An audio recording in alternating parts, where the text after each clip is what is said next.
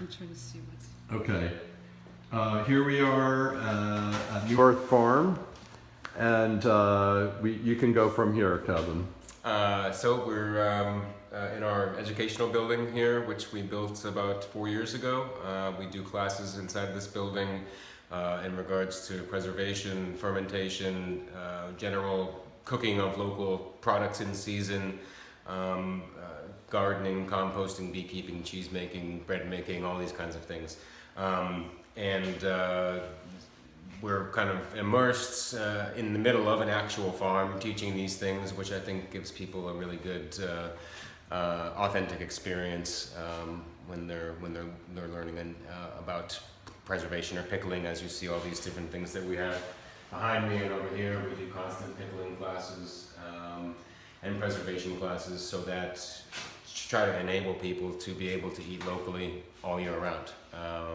If you are able to preserve a lot of your harvest from the summer throughout the winter, then you can kind of mitigate the amount of food that you're having to bring in from all sorts of other places. And how many people do you have in a class usually? If it's between 15 and 25 people per class. Great. And the classes run for how long? Depending on the class, I think it's about an average of an hour and a half to 2 hours. Some of the more sit-down type classes, which feature different chefs that come in, those can go anywhere up to 3-4 hours, just because it's more of a kind of hands-on event for all the people that are participating, but then actually sitting down and enjoying each course and all these different courses that they're preparing. Yeah, that's good. And Kevin, this space on your farm, this cooking space, was the inspiration for your restaurant, right? Correct. Correct. Yeah. We just knew at a certain point that the point of these classes was to spread the word about sustainable food and why it's important and why it's not just a trend. But we knew that there was only so far that we could get just doing it from here.